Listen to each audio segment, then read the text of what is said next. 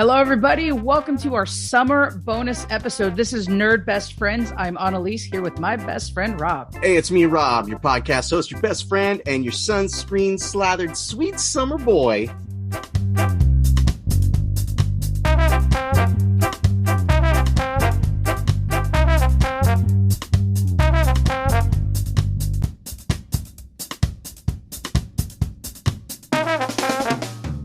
It's our bonus episode. It's our summer bonus episode. Definitely smells like summer. It's not season one. It's not season two. It's just summertime, catching up with your friends. Ah, that sweet, sweaty smell of sunscreen. That's how you know it's summer. We're not going to do our typical format. We're just kind of checking in for the summer. So we're going to skip some of our normal things, except we do have nerd mail. So Rob, what do you got in terms of nerd mail? I've got nerd mail. I've got feedback from listeners that it is summer as we are recording this. And what people do in the summer is they take little trips and they take road trips, the season of road trips. And you're listening to your podcasts. And I was so happy to catch up with the episodes I had remaining on Nerd Best Friends podcast. Now there are no more episodes. What gives? And so I got to say, well, the season kind of aligns with the school year and you got to wait till fall. But here we are. Yeah. And maybe future seasons we don't align with the school year. We received an email from a listener about a shout out to one of our local comic book stores, or the local comic book store, Metro Comics, here in Santa Barbara, and specifically the store manager, Jim. Lots of great things to say about Jim, about always being helpful, always being ready, always knowing who you are when you walk in the door, where everybody knows your name kind of thing. Also, a shout out about keeping us nerds connected during the pandemic, and a nice little story about delivering some comic books purchased over the phone and delivering them to homes while stores were closed in the early times of the COVID pandemic. So shout out to Jim. I definitely think we will plan to do something with them, Metro Comics, and with Jim in the next season, but definitely wanted to acknowledge that listener's email, and thanks for writing in. Man, that's awesome. Jim is a superstar. He knows where everything is. He's super friendly. It is very clear that he has the leadership role at that store, man. That guy, like you said, he knows who you are when you come in the door. He's got your pull list ready to go. He knows where everything in the store is. Super friendly over the phone when you have forgotten to pick up your pull list for a couple months, and he needs that money.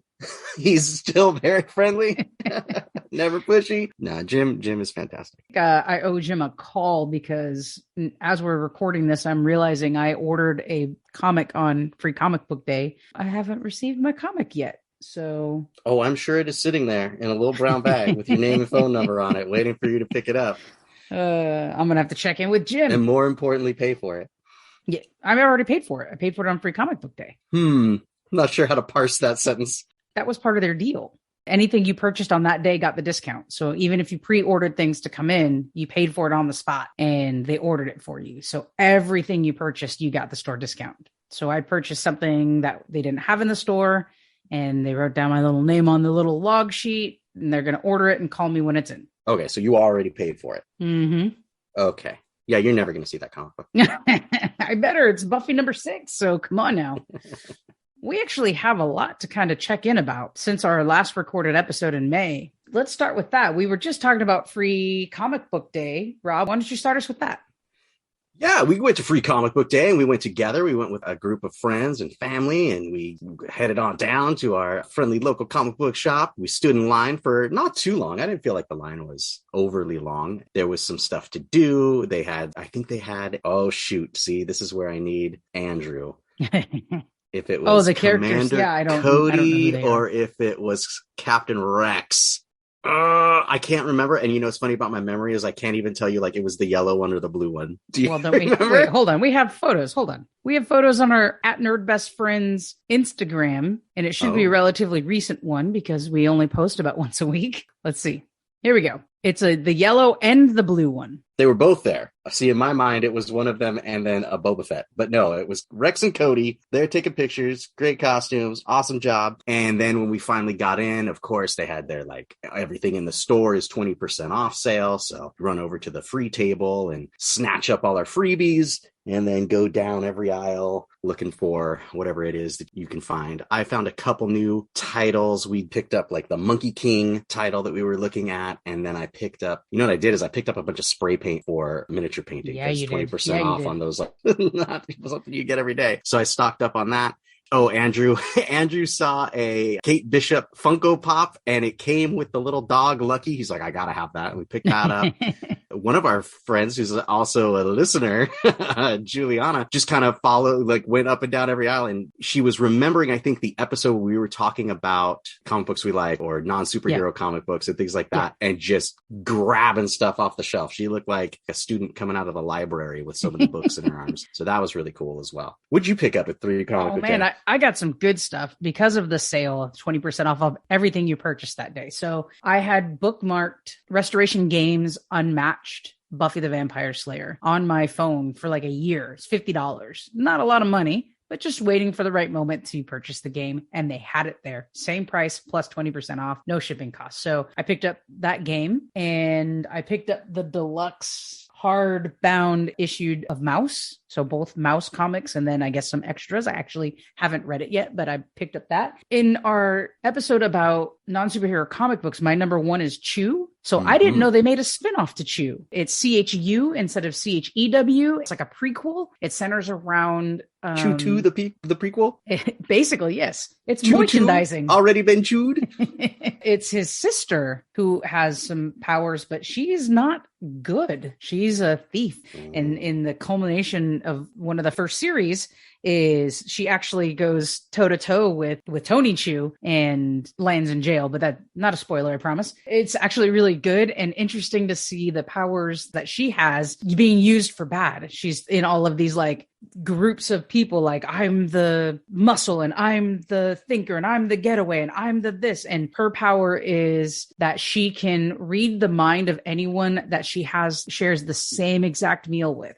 So if you and I are sitting and we're eating Rusty's pizza, I have to have the same exact thing that you are eating and drinking, and she'd be able to read your mind. So obscure. But it works because she ends up at like fancy dinners and she's like, I want what he has, the same exact thing, and like is able to read their mind and hear their thoughts. And it's pretty cool. I was super excited about that. I ordered some like Buffy number 6 and I picked up a couple of paint things just to start. I picked up one of those Citadel, the little holders. I don't know what they're actually called, that clip in. They're called miniature holders. Miniature holders. There you go. I picked up handles. One of those. Maybe they call them handles. I don't know. I threw the box away and put it away as soon as I got home, so I don't remember. But I picked up one of those, and yeah, it's a little handle. It's spring loaded, and you put your miniature on there when you're painting it, so you're not getting your finger oil all over the mini as you're rotating it around and painting it, or worried about touching the red paint. You're holding onto this handle instead. Yeah, that thing. And I feel like I bought more, but I'm blanking on what else I bought. A couple of comics. The game was a big one. And of course, I was super excited. 25th anniversary of Buffy the Vampire Slayer. So they had a special issue of that for Free Comic Book Day, which all of the nerds that are listening that went to Free Comic Book Day know because they probably picked it up. I was very excited. And it was a very good comic that's leading into a very interesting twist on Buffy the Vampire Slayer that's, I guess, coming out soon. Did you think Free Comic Book Day was a success for you? Success. And I will context that question with, did you read your comic books? Yes, I did. Oh, okay, good.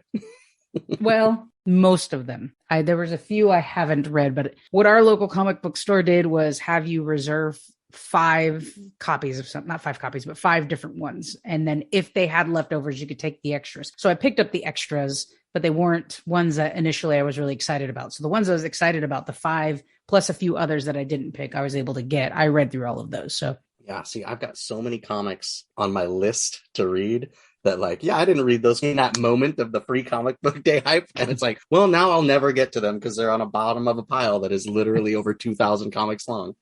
All right, Annalise, what's the next thing you want to talk about? The first thing on my list for our summer check-in is that I went to my very first Comic-Con, an actual Comic-Con. And I found it on coincidence. It's probably not an actual Comic-Con because Comic-Con is like a trademarked thing that you get in trouble with. And yes, I'm sorry. Like a few. You went to a comic book convention. I went to a convention, not the actual Comic Con, but let's be real, just like Pampers and Q-tips. We all call it the same thing no matter what. Or if you're from the South, everything's Coca-Cola. You know, the South, everything's a Coke. You want a Coke? And they bring you like iced tea. Even a Sprite? Yes. Oh my God.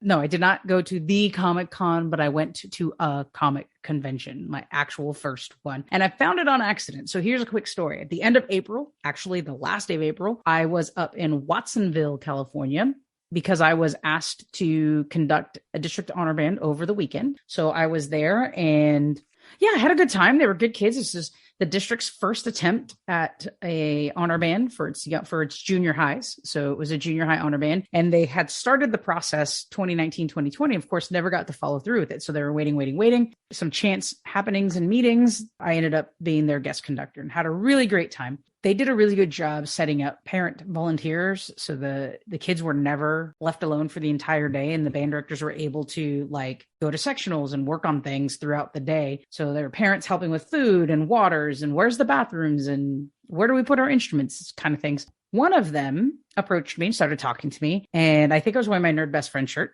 And she was asking, what is your shirt about? Yeah. I mean, it's so you and Andrew, I don't know how many Nerd Best Friend shirts you have. My son has 2 because he stole mine. Between those 2 shirts and like the regular laundry rotation I do, I think he wears that shirt 4 days a week.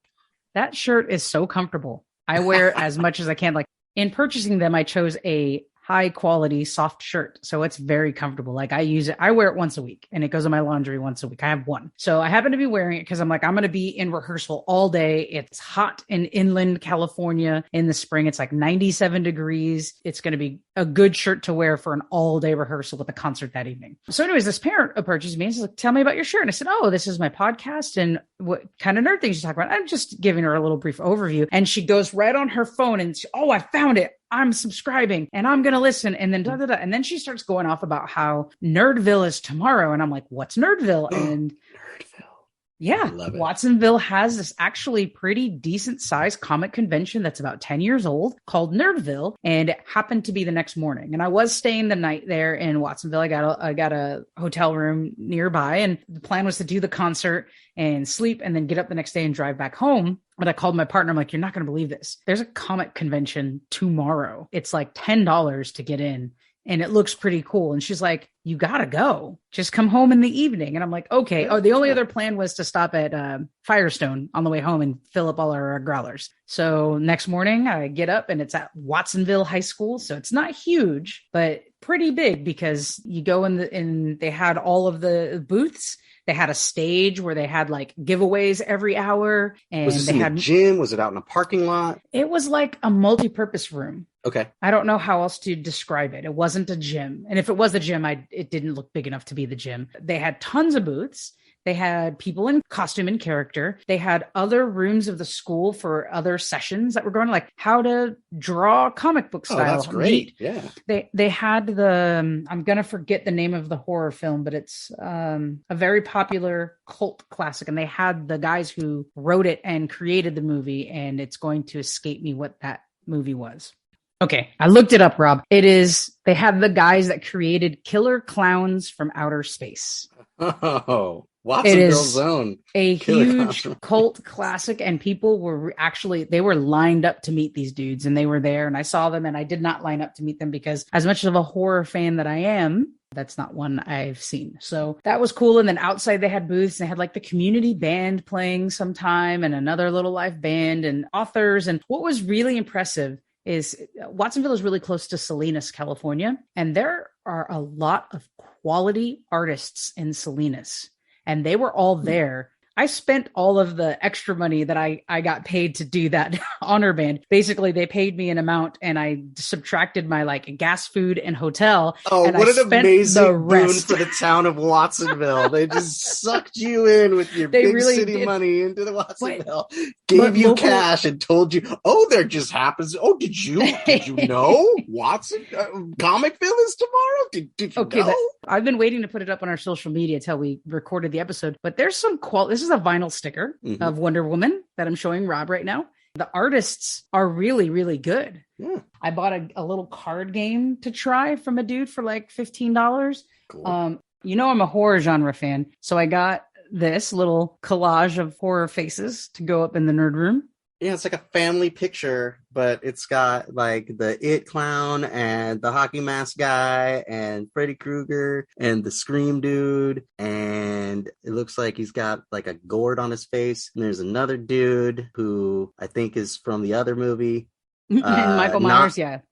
Yeah, that's the one. And then up on top there, that's got to be... This one's Michael Myers, the one on top. Oh, who's the guy to his right then? This looks like Frankenstein, but I'm not actually 100% sure. This to me looks like that dude from Spider-Man, but I know that's not where he's from. Is it Scarecrow? Scarecrow is from Batman, you absolute fake nerd girl. I think that horror movie is called Leatherface, but I could be wrong. For listeners, it looks like a smiley face. Like imagine like if somebody just like the classic yellow smiley face from the 60s, except it looked like somebody dragged it through a sewer. I will find out who that is. That will not stop us to go. But they had post your guesses, listeners. Right in with your guesses on who the people in that picture. Never seeing the picture and only listening to my horrible description of it. Who is the person who looks like a smiley face that was dragged through a river of poop? It did not come out clean on the other side. Or find it on social media and tell us who it is once we post it. Both will be great amounts of answers that we will get. I didn't stay but a couple of hours. That was enough time to get through the booths twice and talk to a bunch of people. I actually have an interview with a gentleman who wrote a book that I'll send out as a one-shot. He wrote his own book about El Salvadorian myths, in particular one character. Yeah, that sounds like good content. Yeah, so I have to edit that, but I ended up at this Comic-Con and talked to a bunch of people. And of course, the mom that had approached me was there with her kid and they were all in cosplay. And I left just as the cosplay contest, about maybe 10 minutes before it started. So everyone was walking towards the room where the cosplay contest is. And I will say, I was very impressed with the high level of cosplay in people walking to the contest. So that was fun. I had a good time. If I don't know California very well, and I'm thinking like Watsonville, okay, what's that near? Like I imagine people are coming in from the local areas, right? So what are the other cities around there that listeners not from California might recognize? Or is it really just kind of out there in the middle? No, like Salinas is the closest big, most known city. Salinas is a beach city south of Monterey. So a lot of people will go to Monterey, but you'll drive, like when you've taken your vacations up that way, you'll drive through Salinas. Mm-hmm. I know Salinas because when my sister was living in the Bay Area, that was the last place to stop and get a Sonic soda. It's the last Sonic for like forever until I got to San Francisco, Daly City, where my sister lived. Salinas is a big major city that is pretty well known for people who visit California because it is adjacent to some of those bigger Northern California vacation spots. And I think most of the people there, like all the artists were from Salinas. The guy who wrote that book is from Salinas. So Watsonville is inland from that, a handful of miles. So it's not quite the beach atmosphere. It was good. I had a good time and found it on coincidence. And I think there's no better way to experience my first comic book convention than this one that was not very big, but not very small. And that it was found on accident. And I got a little hat for my nerd room to display Nerdville. For that nice honor band director teacher that suckered you into spending all of your money right back into the local economy. Make sure you invite Annalise back next year so she can once again take your money in her left hand and then give it right back to you in the right hand at Comicville. Sounds great. Yeah, it was a good time. Fantastic. So another thing I've been doing this summer is I started, and we had talked about this at the end of the season, but now I'm deep in it running the Call of Cthulhu role-playing game. That's right. It's pretty cool, right? I kind of wrap my head around the rules pretty well. The starter box does a good job of giving like a truncated rule set. And then I watched some YouTube videos. I was like, oh, that's interesting. Like that's a little more than is in the book. And maybe someday I'll use that, but it gives you enough. And there are 3 adventures included. At this time, we're just about to wrap up the second one. It is a very different game than me and my players are used to, right? Because the people in that group are D&D players, right? Forever. And then the other game that I play with people from that group is Masks. Both of those games are very combat heavy, right? In D&D, you're going in a dungeon, you're going from room to room, facing whatever challenge it is. And it's usually a fight, right? Sometimes a puzzle, sometimes something, but 4 times out of 5, it's a fight. Right. Yeah. And then the same thing in Masks. Masks is a comic book genre of a game. And what did they do in comic books? They fight with superpowers, right? That's the whole thing is you show off your superpowers and overcome obstacles, usually with violence and these things. Call of Cthulhu is not set up to be a combat game. Your characters are called investigators, and it's all about unfolding the mystery of whatever the terrible cosmic horror is that you're working towards, that is the mystery. Being a new game, to me, I probably over-prepared, right? I want to make sure that I have at my fingertips whatever I need, and I need to know all the different facets. Yeah. So, when the players set up their characters, there's different professions they can choose. So like in our group, we have a professor, like a college professor, a Great War veteran, an author, a journalist, and a private detective. And so when you set up the adventure, they go into the new town, they get their plot hook, and they come into the new town, and it's like, oh, you guys notice that this town has a newspaper, and this town has a police station, and this town has a library, and these kinds of things to give the ideas like, oh, I'm a journalist. I'm going to go to the newspaper and do some research and look up the right. And there's all these clues that you can give them that set up the big reveal, right? Or, oh, I'm the police detective. I'll go to the police station to see if there are any police reports involving these people from the plot hook and these kinds of things. My players want none of that. My players all showed up.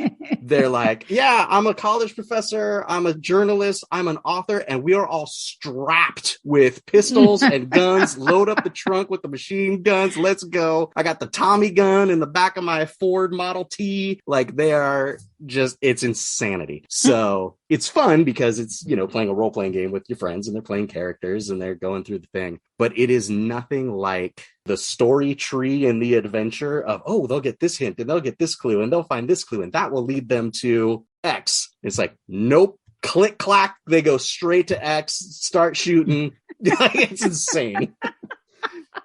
Well, does it hinder the gameplay any because they're not picking up other clues? It does. I will give you, like, the very first adventure is so, well, spoiler alert if you're about to play the Call of Cthulhu RPG, but the very first game is called Paper Chase, and the guy calls up the investigator and he's like, oh, I've been in this house, and it used to belong to my uncle. My uncle disappeared months ago, but books are missing. Books from his library are just starting to go missing. There's no sign of breaking and entering, and the books that he's choosing to take are kind of like, weird books and this kind of thing. So the investigators are supposed to like go into this town, and if they can go to the police station and they can get police reports on the disappearance of this dude, and they can go to the newspaper and they can learn about like mysterious things that happened at the graveyard nearby and these kinds of things. They staked out the house, and what it is the uncle was a voracious reader, and he had this big library of rare books that he loved, and he would walk out, across the field next to his house and go into the cemetery, and he would, like sit in the park and read books.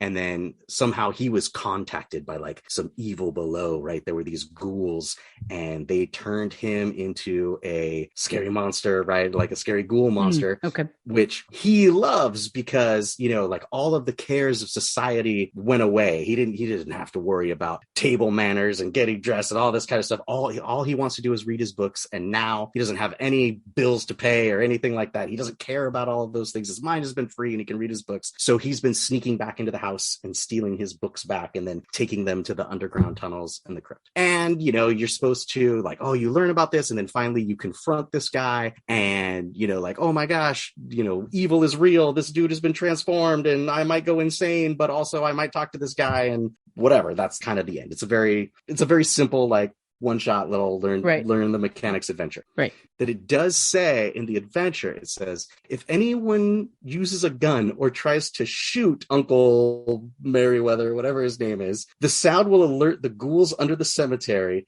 They will rise up and storm the house and tear the characters to shreds. So in our gameplay, of course, they're like, all right, well, we're going to stake out the house. And they're all sitting in chairs with their like have fingers on their triggers waiting for something to happen. So of course I'm like, well, all right, you hear a little click and the window slides open. It's like, I start blasting. I'm like, okay, like the one thing in the adventure you couldn't do. So they smoke this poor guy and the ghouls come rising out of the cemetery and do the whole thing. So I mean, it was fun, but it's just, oh my gosh, that's pandemonium. It is pandemonium. So now we're in the second adventure and it's like, and they have learned nothing. They're like, well, So yeah, I was just bemoaning. I'm like, so you went to, like, they went to Arkham, Massachusetts, which is like the holy grail of Call of Cthulhu, right? That Arkham is where everything happens. That's where Miskatonic University is. It's a big setting for all of books that Lovecraft wrote and all this stuff. And I'm like, oh my gosh, this is going to be great. I'm going to give them all these little clues and they're going to go into the university. I got a language specialist professor. I've got an archaeologist professor ready to go. I've got like the head librarian who guards the rare books. They're going to meet him and he's going to be like, nope. Oh, there's a house on the other side of town. Click, clack, let's go. They just went right into it. Yeah. And so I'm like, oh, okay. Fool me twice. Shame on me, I guess. I'm not going to worry too much about all of these clues and things, but any RPG is fun if you have players who play their characters and get into like the idea of like Michael's character just puts artificial random timetables on everything, no matter what the plan. He's like, and we only have 20 minutes, just out of nowhere. That's just what he decided his character does, which has been hilarious. We've got the military veteran that Sean plays who blathers on and on and on with war stories anytime he can possibly get started. You've got Adam playing this like overweight college professor who is like constantly struggling to go up the stairs and always like catching up behind the rest of the party as they're running, and he's loosening his tie and just sweating all over the place and these kinds of things. So that's what makes any RPG, right? Is the characters and the people playing the characters and the interactions.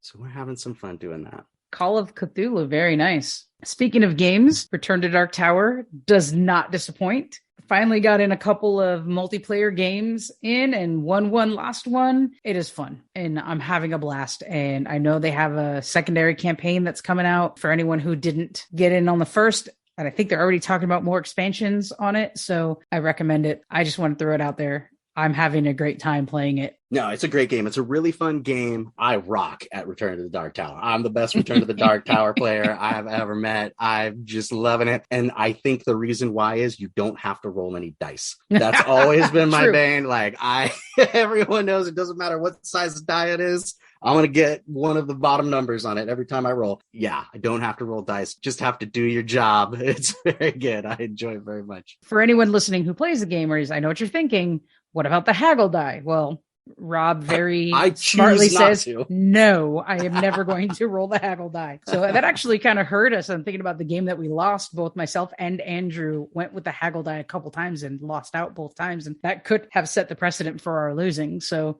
but it's fun. I'm having a good time. It is not clunky with the app. The app acts like the DM. And the app is fantastic. I think a lot of maybe purists or old school grognards or whatever really kind of turn their nose up at new games that have these app interactions. And this is the first one that I've played with one. And I am 100% convert. Like, this is fantastic. Now, if these apps start being unsupported and start going away, and now I'm stuck with a game I can't play because there's no more app anymore, I could see that being a problem. But I also see the community being so big around a game like this that even if that were to happen, somebody would just step up and make one. You know what I mean? Well, more than that, that question did come about just on my personal Facebook page with some people who were considering buying in on the new round. And they said, my biggest hesitation is exactly that. What happens what if the company goes under?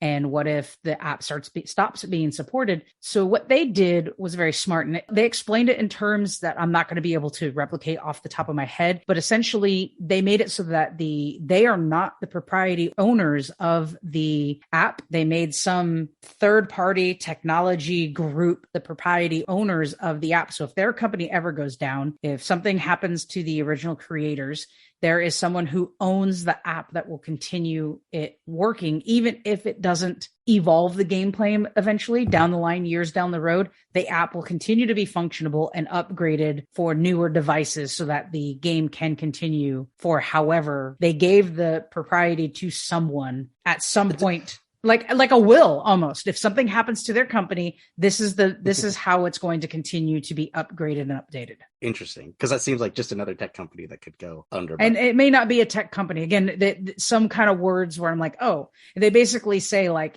should we falter and fall, the app will have the ability to move on because we are not the sole propriety owners. So I thought that was really smart planning too. I don't know how that works. And you're right. They could have given the propriety to someone else who could falter and fall, but somewhere along the line, they've set it up so that their company closes, someone is still at least updating it for newer devices. Very cool. And it's given me a renewed excitement about Hero Quest, which is a game that I picked up that I've not even started painting that game, but it's designed as a one versus many game, right? Where there's like a dungeon master type role where you can complete it, but it has an app and the app will take that on that challenge. So everybody gets to play cooperatively, right? You don't have to go against your friend or your family member if you don't want to. And I think that's a real big cool thing about Dark Tower is the working together and the knowing the roles of the different characters and making the plans and the strategy and trying to get that. You're playing against the game. You're not playing against somebody else who's going to do that kind of thing. So I was a convert for the app board game hybrid. I will look into more of those when they come across. Like that won't be a deterrent at all. In fact, it'll probably be like a bonus to that. Like, ooh, cool. This app will take care of all that nonsense that I don't want to keep track of and make a bunch of mistakes about. I can just worry about playing my character.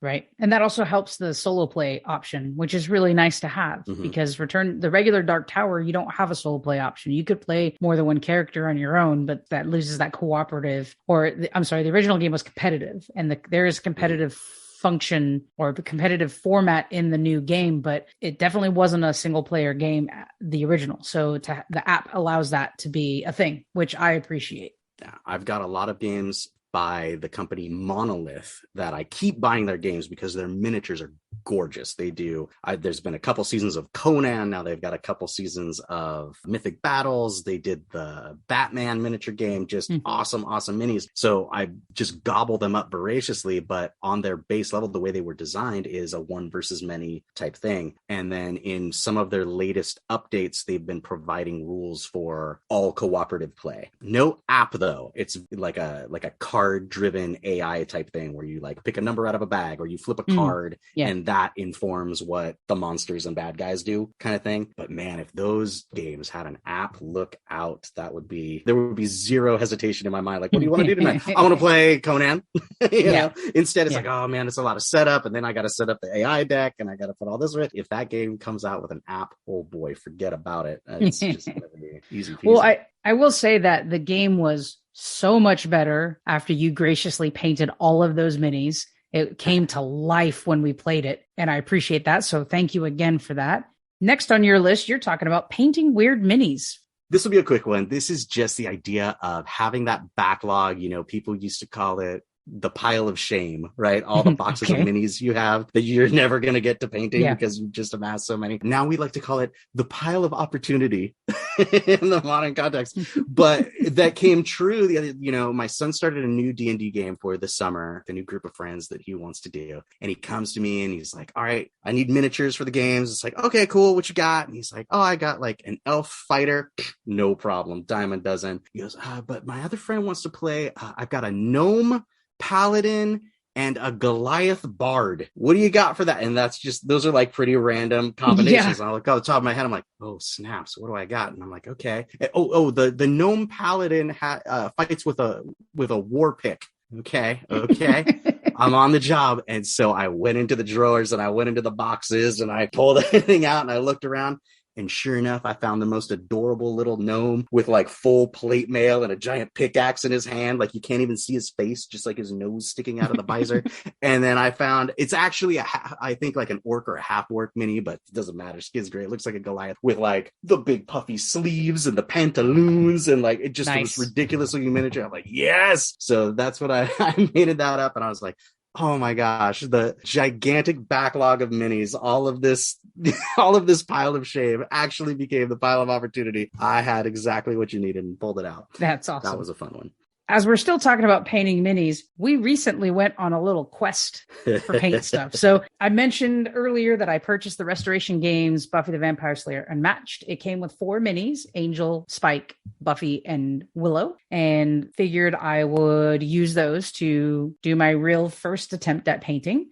So you put together a document for me, which I think we will share with our listeners as intern Joan is updating the website. If you're new to painting and specifically looking at one of the new players in the painting economy, if you will, is the army painter, particularly the speed paints, because Restoration Games does come with a coat of finish on it that allows us to use contrast paints or speed paints versus regular paints. So I went out and got a bunch of the things that you recommended and painted them, but the initial speed paint box didn't come with a couple colors that I needed. Specifically black, one of the most basic colors you could possibly need when doing anything. Black. Yeah. And I also didn't have just a regular black for the base itself. So we were going to go look for those. About 45 miles south of us is a Games Workshop store. Games Workshop. Which Audley still has never been to a Games Workshop store. And if you have been to a Games Workshop store, you have one in your city or you've been to one, they are amazing places. They're, like Games Workshop makes the coolest, best, most detailed miniatures in the world. They have the biggest, most popular tabletop game in the world. They've been the 800-pound gorilla in the painting market forever. And it's just their stuff. And their displays are beautiful and their painted miniatures are beautiful and their cases and their tables are wonderful.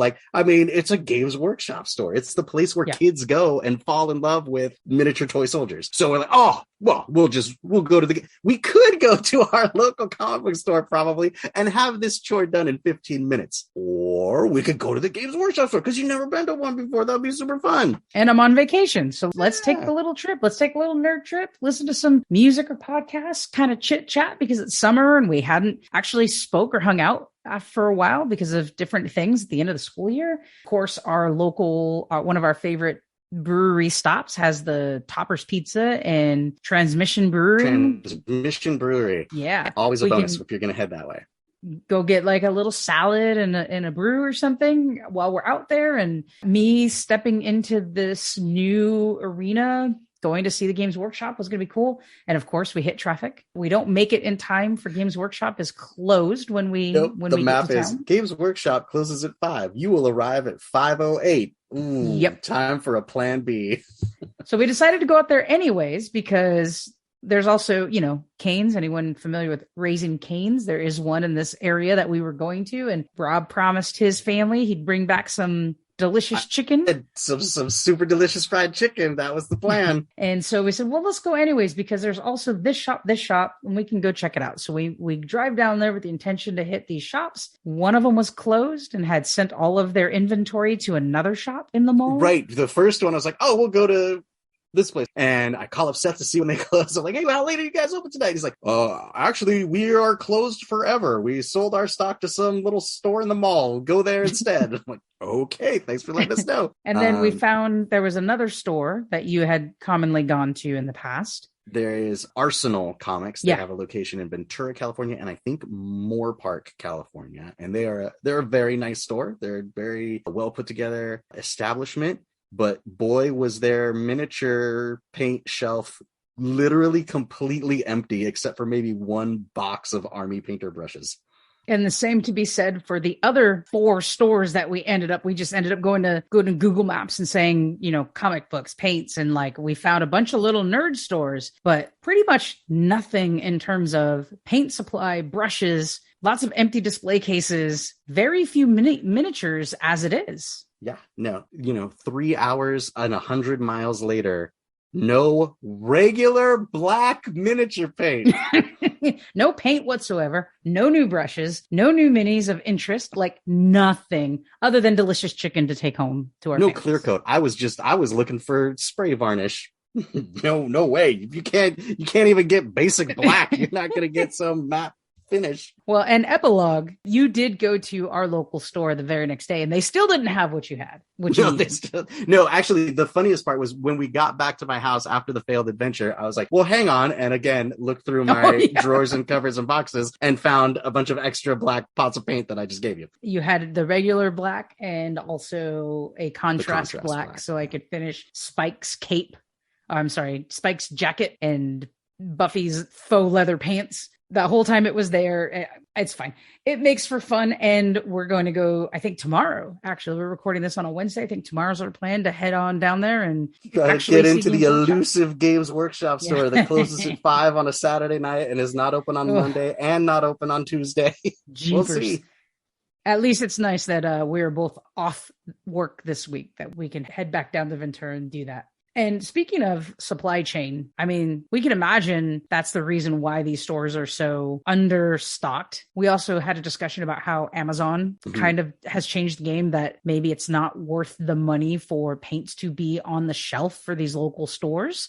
I found out today via email that the plant in Shanghai, China was forced lockdown for a month. Therefore, I will not be receiving the first series of Final Girl till sometime in the fall. And I am so bummed. I am so bummed. That's what I like, have these paints ready to play while I'm off work before the next school year starts, but they're thinking now September. Oh, but on the flip you were side so of that, excited. You got all your paints. You got your setup. You painted your first 4 minis. You're like, bring on that next game. I can't wait till they get here. Oh, man. Yeah. But on the flip side of that, there was a game I was supposed to receive in March or April. Again, supply chain. I received it was the very first Kickstarter that I backed on my own for a game called Skeptics.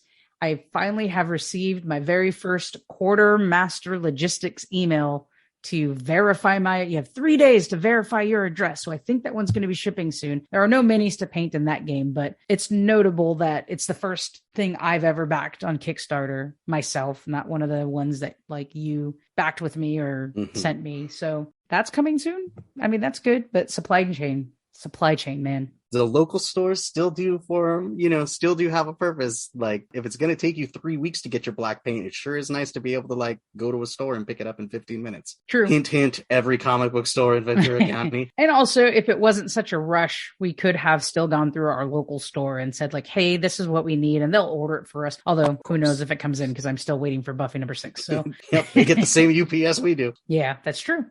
I've had great luck with Kickstarters. We've done whole episodes about Kickstarters, but this logistics and supply chain thing is, oh boy, I got an email this week from a product that I backed literally 3 years ago, June 2019, right? Which nobody's gotten any products from. A friend of ours, Adam, also backed this product, and it's like been this angry joke that we've been having for literally 3 years. Where are my stinking things? Like, are you kidding me? And every time he puts out an update about like, oh, more setbacks at the blah, blah, blah, blah, blah. We're like, are you kidding me? Jathan, where's our stuff? Kind of thing. You'll be shocked to hear I'm on the email list for a lot of different stores and things that sell books and paints and miniatures and these kinds of things. I got an email from one of these like stores out in St. Louis or something like that. Actually, I'll shout them out. A really cool store. They're called Noble Knight Games. And what's cool about them is they buy and sell used stuff. So the reason I'm on their email list is because I've been able to cleanse a lot of my older things that I'm not using anymore or didn't work out to this company. They make it real easy. They send you a shipping label. You put it all in a box and get rid of it. And you can get store credit or cash from them. And it's been a great way for me to be like, okay, the shelves are full. There's no more room. So what shelf can I get rid of? Yeah, exactly. What am I going to clean out? Okay, I haven't played that game in a few years. It's gone. What is their name again? Noble Knight. Okay. Knight. But anyway, I get their email and literally it's, hey, Rob, you won't want to miss these new products. Boom. The stinking thing we kickstarted 3 years ago that we haven't seen anything from. What? Yeah, they sent them to retailers then? They sent them to their retailers so they can make more money. Meanwhile, me and all my friends who backed it been sitting here for 3 years. That's insane. Yeah, I put an angry comment on their Kickstarter page. We'll see what happens. Wow. I mean, at least be transparent with that, right? Like, I've definitely read through, I mean, everyone's dealing with supply chain. So you see it all over Kickstarter, you see it all over social media, but at least other places are pretty transparent about their process. And, you know, with Final Girl, they're saying we will give to Kickstarters first. And most places do. Yeah. Most places are like, especially this was one I was positive about because it was definitely a small company. It was like a guy in his basement when it started. They'd had a successful Kickstarter. I was like, oh yeah, this is going to be the thing. Usually those types of products are like, oh, backers get it first. Of course, you made this possible. We wouldn't have been able to expand and do this without our Kickstarter backers. Thank you so much. You get it exclusive and not this guy. I guess if there was an update and maybe I missed it, that said, hey, FYI, all you guys who've been waiting since 2019 for your stuff, we're going to ship to retail. Maybe I missed that, but I can't imagine that everybody wouldn't have just like been screaming and yelling about it. Oh, you would and have honestly, I would have said, give me my money back. Give me my $100 back, and I will go buy them from Noble Knight. Like, I guess that's where we are right now, because I still want them, but ridiculous. So I don't know if that was... if that really has anything to do with supply chain, or just an angry tangent I just went on about things, but there we are. Well, it's a little bit of both. And that's unfortunately the gamble you take with Kickstarter, right? You've said it before. You run into people who aren't being devious about it, but, oh, I'm just this dude in my basement and this was way overwhelming and I can't complete it. As much money as I thought I needed. It's way more. And here's a poster, like people run into those problems, but you also have these. Yeah, I had this great creative idea. Turns out I'm not a super savvy logistics and business person. Yeah. Well, we are where we are. It is what it is. Supply chain has been a thing even throughout the school year, trying to provide things for teachers and furniture for classrooms. And it's like, yeah, well, we don't have any desks, so you'll get them when we have them. Mm-hmm.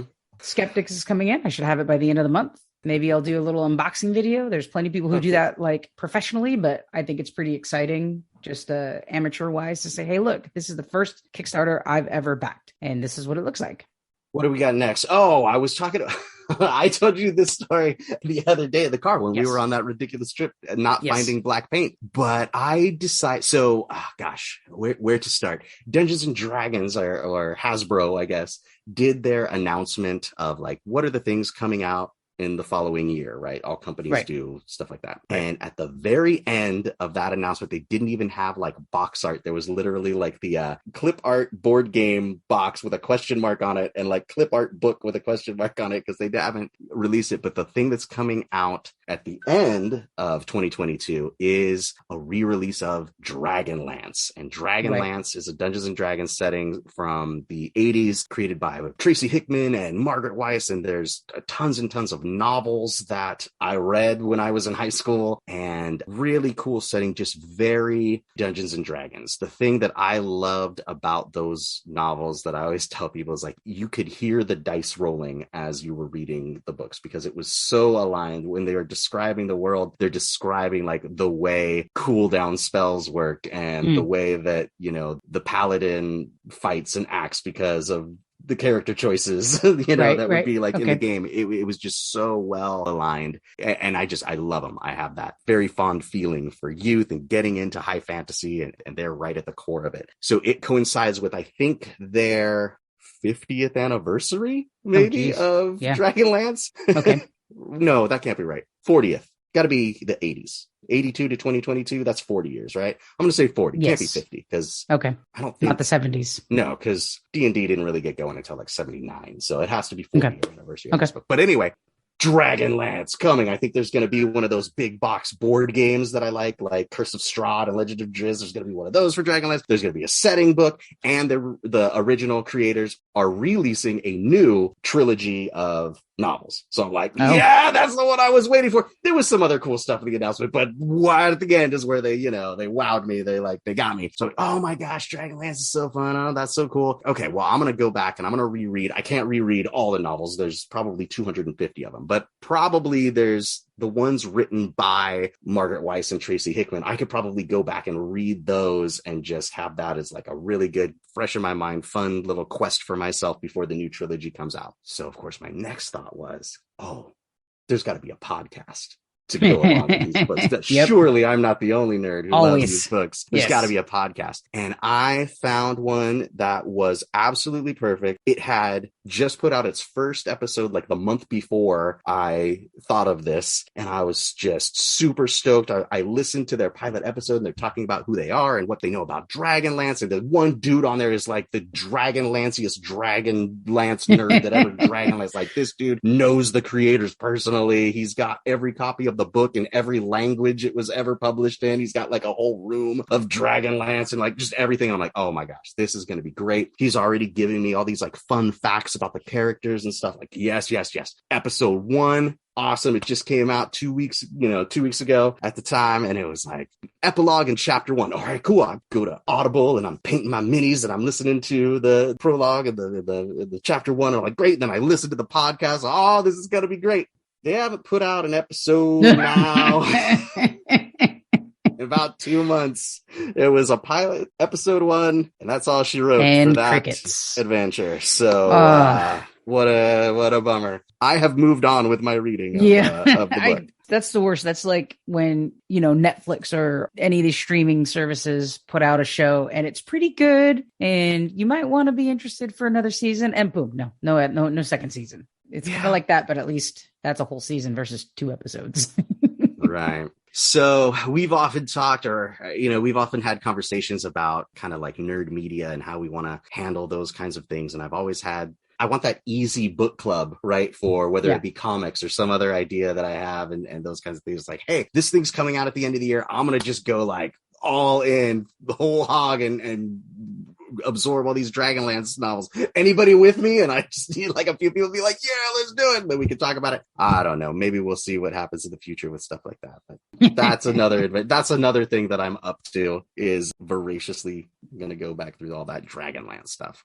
Maybe someone else will pick up the slack and put together another podcast. I know you'll keep going and search in a little while. Like, who else is talking about this? Because someone is. And I was like, I like be the change you want to see in the world. I was like, I could make a Dragonlance podcast, but then I listened to this dude who was on it, and I'm like, well, I can't be that guy. They found the right dude to do this podcast. I don't know. Who knows what? Like, they were so early on. They don't have like a web page. They don't have a Twitter account. Nothing. I can't even reach out to them and be like, "Hey, I'm listening to this show. Please make more." Yeah, like, what can I do to help? I don't even know how to get in contact with them. So that goes into the podcast graveyard, like so many do, like so many others, constant basis. Yeah, well, I hope maybe they pop back up for you, because I know you were pretty excited about that. Another thing for me on my list is I got to move into the nerd room. I was talking about it a lot at the end of our season, and my stepdaughter graduated and she's now gone. She's moved out, foreign exchange student, gone. So we got rid of some furniture. I got some cool shelves with doors, sliding doors from IKEA. I am super happy to have moved into this room. I'm recording in it now and still working on organizing all of the shelves and trying to keep room for the gigantic boxes that Final Girl is eventually going to come in. So my partner walked in. She's like, "Why are these big empty shelves empty?" And I'm like, look at what this box is going to, it measures 13 inches because by 13 that's inches how Kickstarters work. Yeah. And I own all of this plastic. It's just not here. And I can't fill the shelves with other stuff, because then I'm going to need to move that other stuff when they get here. So I think it was a really cool. Good call to get the shelves with doors. I think your dusting lifestyle will thank you. In an alternate universe where you have open shelves, you're wishing you had done what you did. Well, my original plan wasn't for fully open shelves. It was for a shelving unit like this, but not glass doors. They were just regular cabinet doors. And on top of that was like maybe 3 open bookshelves. So that was going to be for like books and comic books, and it still get dusty, but I was going to put things in the closed door shelves, but those were not available. By the time I went to buy them at IKEA, they were out of stock. So same family. Oh, I wonder if we were IKEA looking does. at the same ones, because I had similar thoughts. It's like a modular closet system that you can like customize and put the glass doors on and all that stuff. Was that what you were looking at? Close to it. This was more bedroom and living room modular furniture. So you can get these different pieces and put them together however you want. They had, dressers and chest of drawers, and they have a wardrobe type, but it's not for in a closet. It's actually like furniture. So they have a whole set. And like we had some for our bedroom, a long dresser, and then a smaller 2-door shelf with a little shelf on top we are using in the bedroom. I noticed they came out with this with a taller bookshelf. I'm like, oh, this would be perfect for the nerd room, because I can put books on the top and all the games and stuff in the closed doors. But the tall shelf unit was gone, and they had this one all of a sudden with the glass doors. And this actually worked out better. They are wider and longer shelf. They're not as tall, but they're taller than I thought they were going to be. and it fits a lot. Mm-hmm. These shelves fit a lot of stuff. So I'm super happy with it. Moved in the nerd room, and yeah, I played D&D last night in the nerd room, settling in, super happy. Very Got cool. a place for all my hobbies. This is where I painted my first minis. And did your, like me, when I finished my nerd room, did a dog immediately come in and bark in it?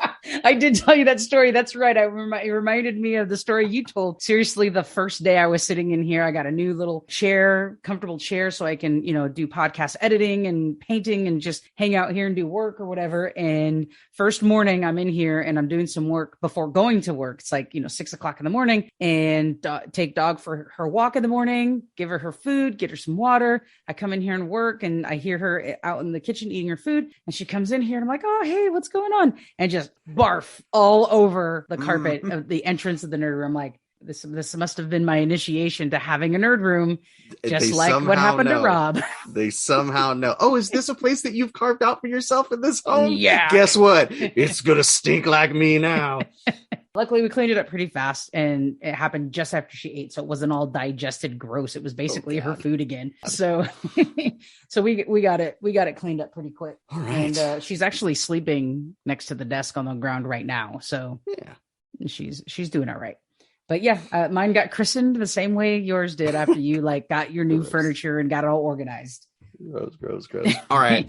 So let's finish it up with kind of the what you're watching segment. For me and mine, man, it has been Disney Plus and pretty much only Disney Plus in our household. Like, they just keep putting out stuff, nerdy pop culture stuff that we want to watch. The Marvel shows just keep getting better and better. Like, loved Hawkeye around Christmas time. Couldn't imagine that anything was going to be any better than that. And then the next one came out, which was Moon Knight. Oh, it was even better. I can't believe that. Now they're running with Miss Marvel, which I'm like, oh my gosh, 11 out of 10. This is incredible. The Star Wars stuff keeps coming out. I mean, it's Star Wars, and I love Star Wars. That's what I will say about the Star Wars shows. But did you watch Obi-Wan? Yep, sure did. Sure did. So no spoilers, of course, but all my friends who are Star Wars fans, just to be fans and entertain, are like, this was so fun to watch. I love all the tie-ins and blah, blah, blah. And then, of course, all the bitter, more treacherous believers of Star Wars fandom are like about it. But I'm the person, I love Star Wars. I'm not Both are correct.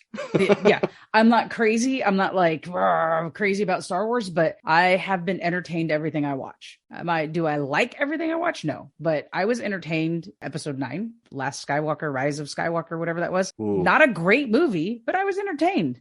It closed out the series. It closed out the thing. It pulled at some heartstrings. It kept me entertained for a couple hours, which is what I want out of those movies. I want to leave reality and have fun. I just rewatched that movie because Andrew and I were talking about it in the car. We were like, we only just saw it that one time, and then we just bashed it like forever. We're like, do you really remember why they were at this place and this place? It's like, no. I was like, I'm gonna go back and watch it, and I watched it again. More things made sense the second time that I watched it, but still real bad. Still real bad.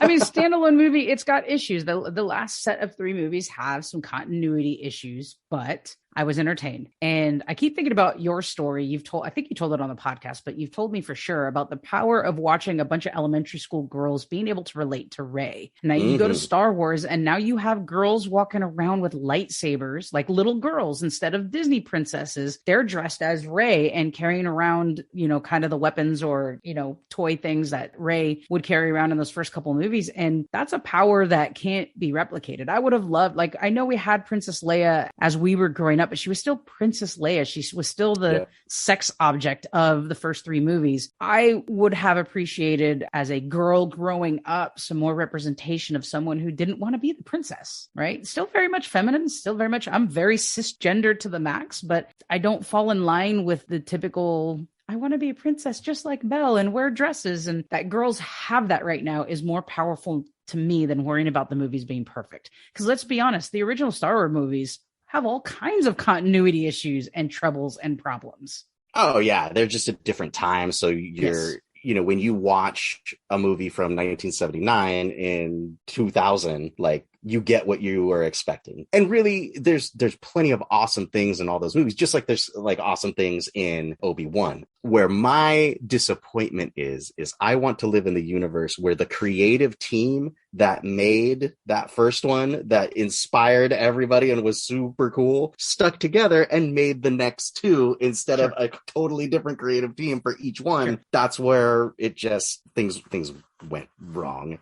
Well, and that's where Marvel went right? Once they realized they had this bigger monster and this bigger beast in their hands, and they bring in Joss Whedon to do the first Avengers movies, then you start seeing they have the Marvel house that you go to, and it didn't matter if it was a new scriptwriter or a new director. They all went to the Marvel house and sat with the people who made the last one and made sure there was this big, long continuity arc. Kevin Feige is like in charge of that. And if you come in as a writer and a producer, like you get invited to the party, and you have this big like getaway retreat where everybody gets on the same page and looks at where the phase is going and looks at what the characters have done and where they're going. It's just unbelievably cool what they've been able to do over there. I mean, Obi-Wan, like, is it cool to see Ewan McGregor as Obi-Wan Kenobi once again doing his lightsaber stuff? Like, yeah, it's super dope. Is it? He's definitely a shining piece of the first three movies. That's for sure. Is it super ridiculous that all the characters who are ever in danger in any single episode are characters that we know make it to the first movie, so they're in absolutely no danger at all? And it's really dumb. So it leaves you no suspense. It's like, oh no, they're holding a lightsaber up to Uncle Owen's throat. What will happen? Well, 10 years from now, he'll burn at his house. Like, we know what's going to happen. What are we doing here? Give me something new. Funny. That's funny. And I appreciated that about Rogue One. I'm still going to say that's one of my favorite Star Wars movies. Rogue One is so good. Yes. That you know they are not going to survive. Right.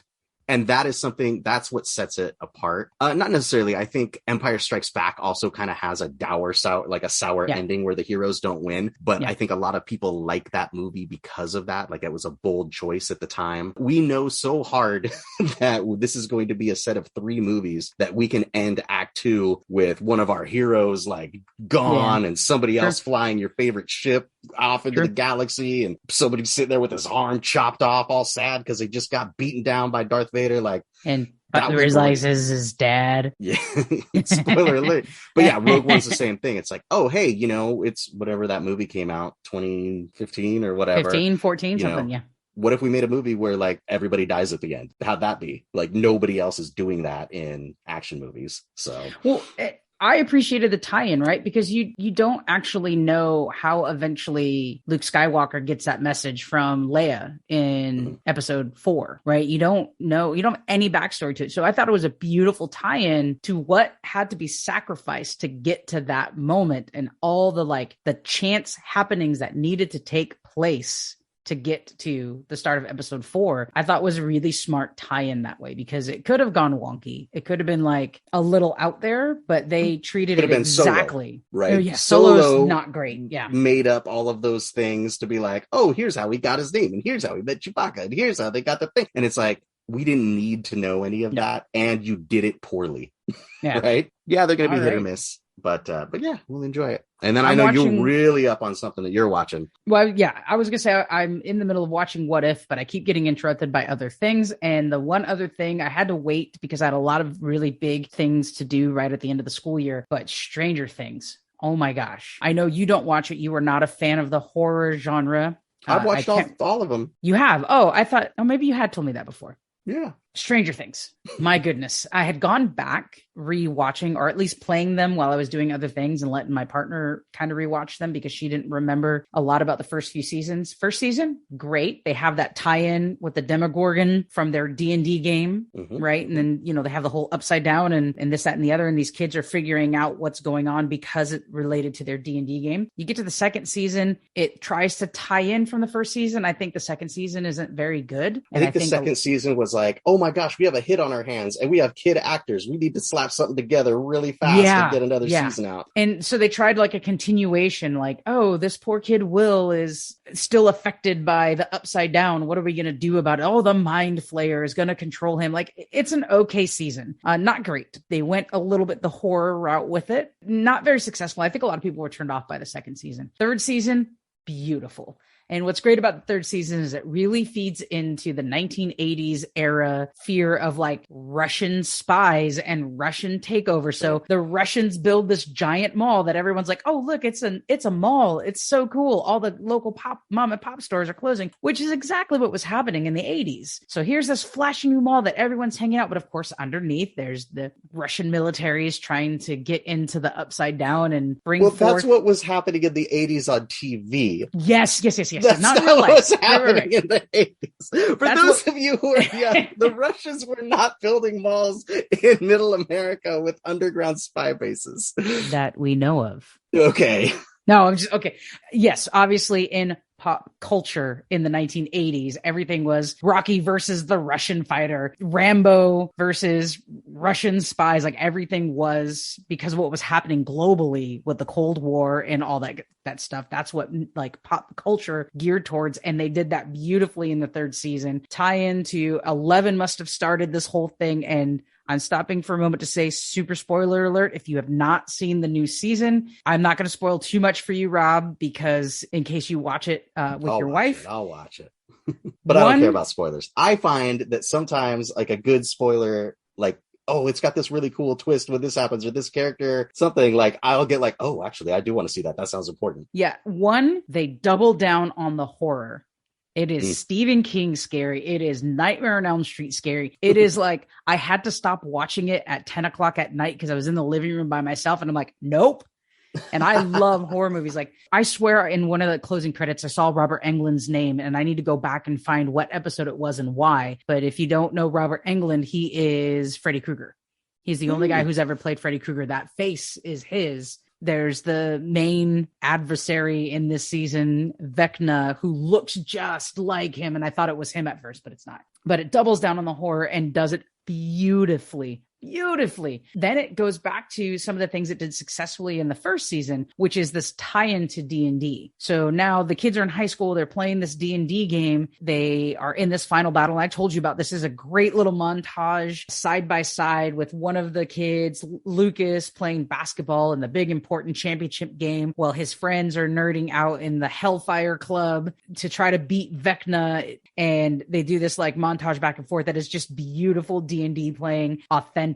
It brings in the authentic 1980s satanic panic with people thinking that these D&D clubs are full of Satan worshipers. And then there's gruesome death in this of teenagers.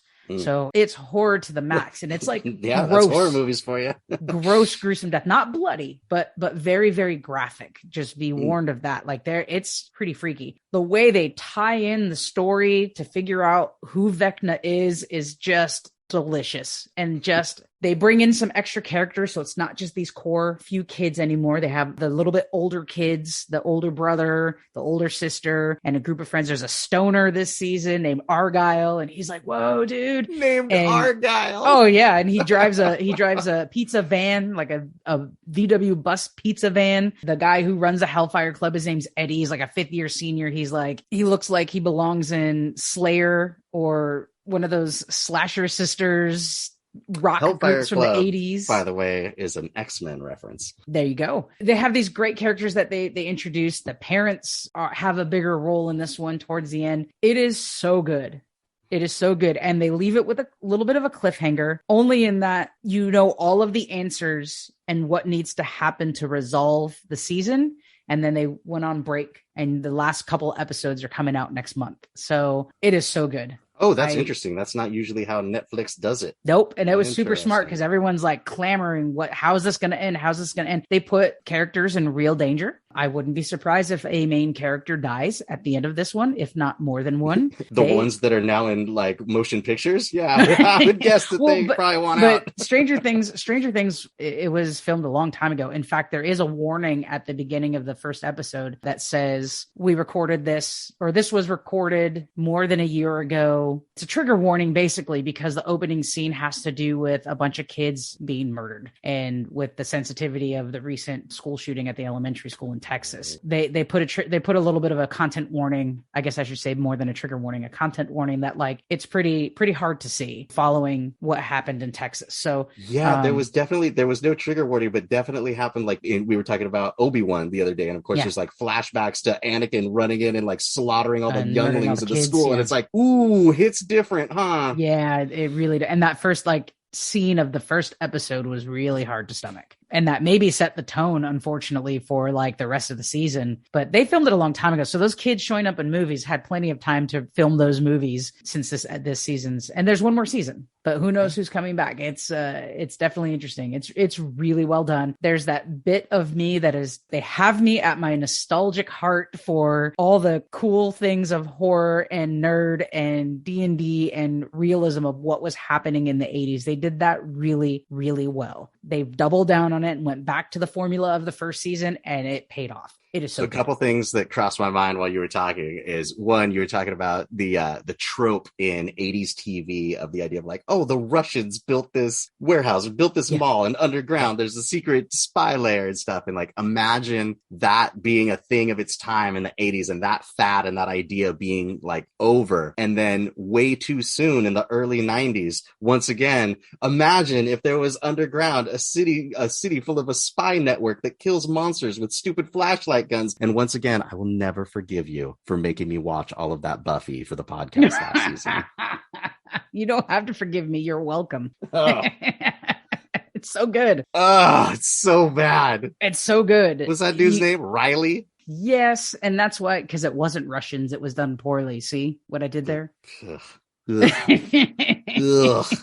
That whole season had an idea, and Joss bails. And because he's working on Angel at this point, he bails Buffy to go work on Angel season 1. It was actually a good idea, but they executed it poorly. And I'm not talking about the soldier guys. The soldier guys, I don't think we're supposed to have as big of a piece in this season as it was supposed to be Adam. It's supposed to be the Frankenstein character. But for some reason, they moved away from that and started doubling down on Riley and those guys. And Riley was a freaking wet noodle. So terrible. Anyways, Stranger Things. Oh, so the other thing was, it's funny that, like, I don't know, 1994 Rob, like, Vecna's pretty cool, but whatever. I'm more of a Cyric Prince of Lies kind of guy. And then, I don't know, 20 years later or whatever, with Critical Role in their, like, first huge season that they did, that was, like, the main bad guy that they fought at the end was Vecna on that. Okay. And I'm sure that being so popular in, like, the D&D scene, hit up those writers of like, oh yeah, we'll do Vecna. But that was years ago, that was a good 4 or 5 years ago. So I'm like, oh yeah, I didn't think about that now with Stranger Things. All of the stuff that I follow, right? The official D&D channels and podcasts and YouTube channels and stuff, and people are into D. Who's Vecna? Know the truth about Vecna. Do you know your Vecna history? Vecna, the god of this and that. I'm like, okay, well, people sure are hot on Vecna again. The thing about Stranger Things is you don't have to know about Vecna. This is just how the kids can relate to the horror that's happening in front of them.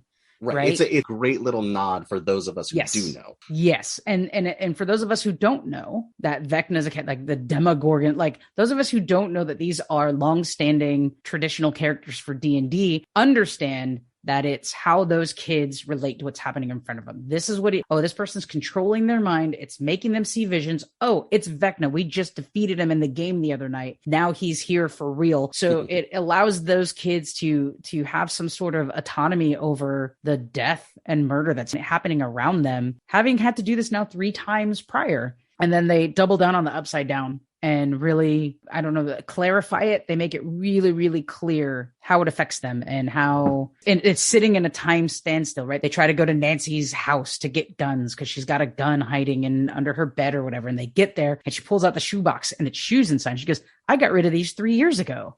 And they're looking around for clues and realizing, and then how they connect back to the lights, right? Christmas lights in the first season with Winona Ryder. They were, oh yeah, when Will was gone, he connected to the lights. Let's do it this way. And they really just they go further with the ideas that were really successful in season 1 and use the buildups between 1 and 4 to execute it very well. The third thing that I was thinking about when you were talking was when you had mentioned how they tie in like the satanic panic of the 80s and what was going on in there. And it was it's been very funny going back to what we were talking about at the beginning, now running a Call of Cthulhu game. We have stopped multiple times during that game and been like, oh, this is what our parents were talking about in the 80s. Because the handouts are literally like, well, here's your pentagram you have to draw on the floor. Here's the terrible like Latin prayer you have to recite during this ritual. Everybody turn your lights off. Let's make it extra spooky. And it's like, oh yeah, why were people scared of Dungeons and Dragons? It's nothing. Look at this game. I wonder.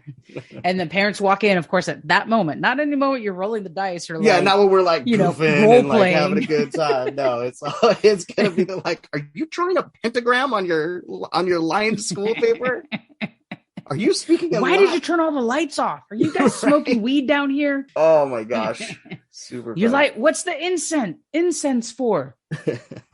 We got to get out of here. So in recap, you guys, if you got a local Comic-Con, you got to go. Keep reading your comic books. Give Call of Cthulhu a try.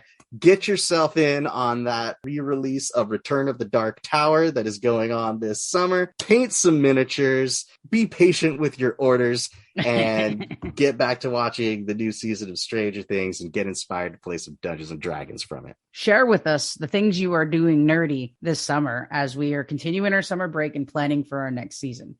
And that was our summer catch-up. I'll go first. Nerdiest thing I did this week, maybe last week, since we haven't put out an episode in the other way. The funny thing was, we were like, oh, we got to record a podcast. Let's just do a summer thing so that the feed stays live and all this stuff. It's like, oh, great. I love to talk. What's the nerdiest thing you did? I'm like, I can't even tell anymore. I don't know what's nerdy and what's not. I am just living my life. Like, what is a not nerdy thing that I did? Might be the easiest thing, right? It's like I went to the gas station, but that wasn't super nerdy, I guess. Like everything else I do is nerdy, right? Nerd. Probably the thing that I had to do that sticks out that wasn't just kind of like the run of the mill was I've got so much nerd stuff going on. Speaking to that, I had to write out a color-coded schedule of all of the different things that I've got. I had to send out a bunch of messages to people because that schedule was changing. And I'm like, okay, wait, who's in the Monday group and who do I need to talk to about the Tuesday group? And when's the last day for the Wednesday group if I take July? And so I had to write it all out and get it all set. But man, I have got myself in a pretty good setup. So the way it all shakes out is Monday is an every other. Every other Monday is an in-person D&D game. And then the other Monday is a hobby day, right? That's when I'm painting minis and setting things up and prepping and stuff like that. For sure. Every Tuesday, we're now alternating between the Monday D&D game is Princes of the Apocalypse, for those of you keeping track. Tuesday, we alternate between Curse of Strahd, which I'm a player in, and then the every other Thursday is Call of Cthulhu, which I am writing. Wednesday is also an every other schedule, where every other Wednesday is D&D, which is the game that Annalise is a player in, yes. And then every other is then Folklore, the Affliction, which we're playing here at home. Thursday is hobby night. Thursday is painting miniatures, putting together 3D prints, prepping for the other games. Like that's the hobby day. And then Friday is our like family night where we sit together and we basically watch Disney Plus all night long and get all caught up on those or any movies that we've been meaning to see. And that's the week. Literally every day is spoken for with nerdy stuff. That is fantastic. It is fantastic. I like that that's not even a summer thing. That's just how it is all the time for you. No, that was just, I really had to codify it and schedule it out because summer schedules are different with people travel and people get married and people graduate and all this kind of stuff. So I really had to be like, okay, I got to set this down. I got to color code it. I got to make notes of who is affected by each one of these things for when they do have to get canceled and stuff. That was definitely one of the nerdiest things I did, is just live my life.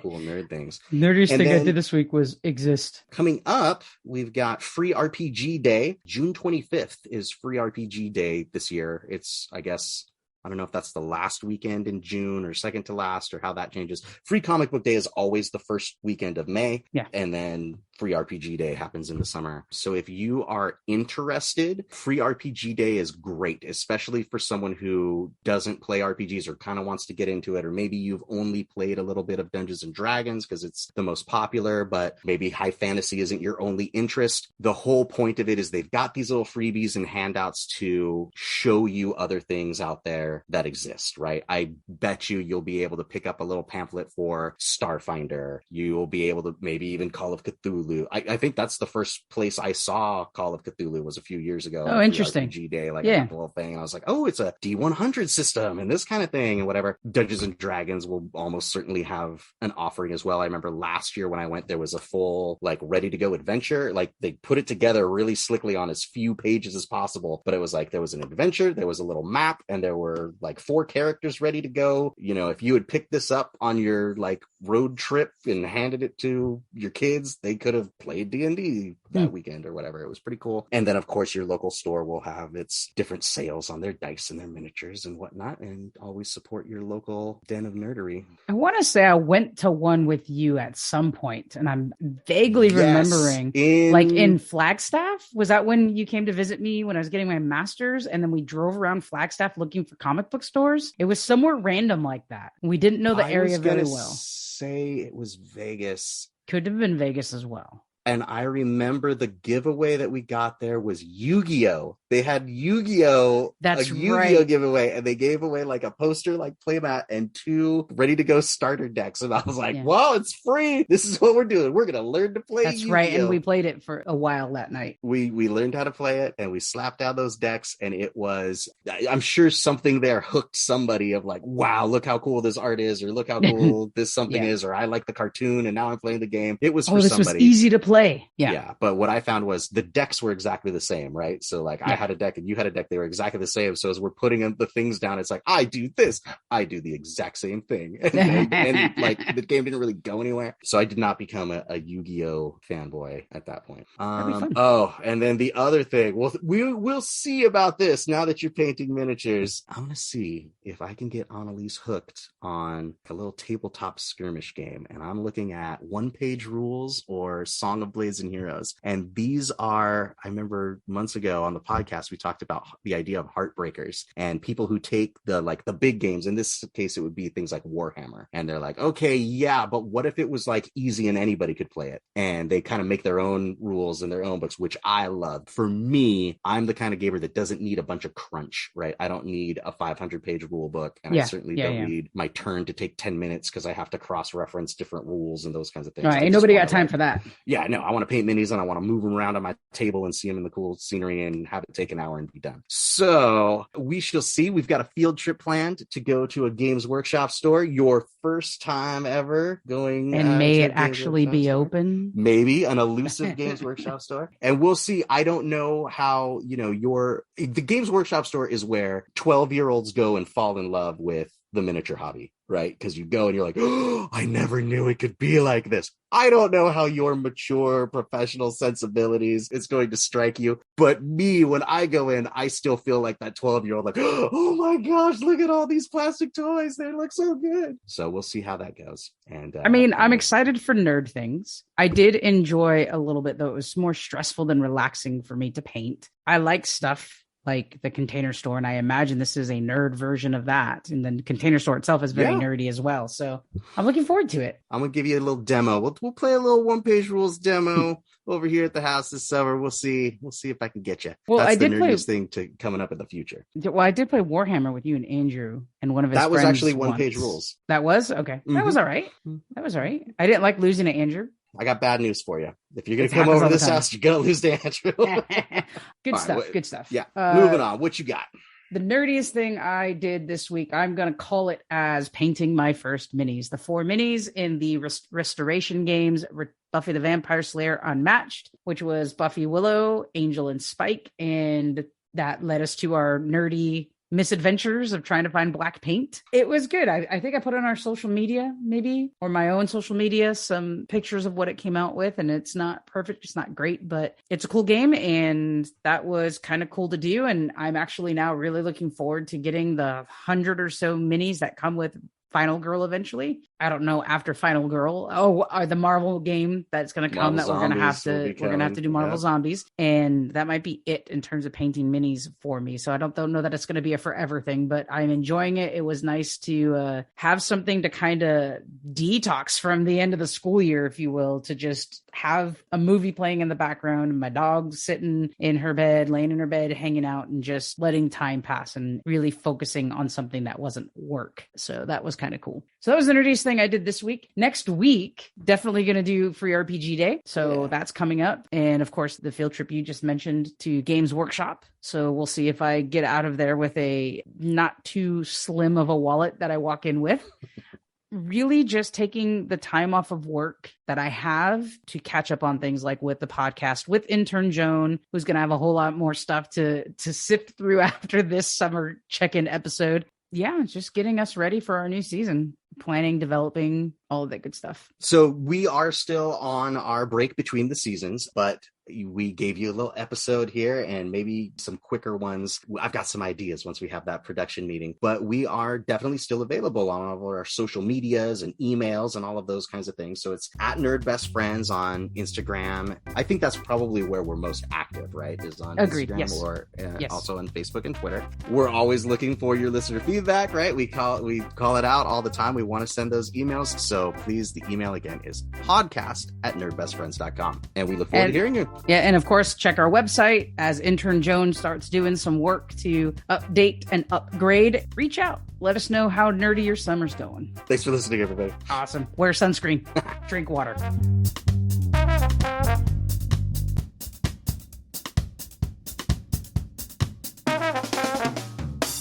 Haven't done this intro in a minute. You good? You walked away and I'm like, whoa, what's going on? He's dying. The second, I think you started talking, so I took a sharp breath in, like I was going to start talking, and like a hunk of dust or lint or something just went straight to the back of my throat. Beautiful. starting the ep with bloopers. I love it.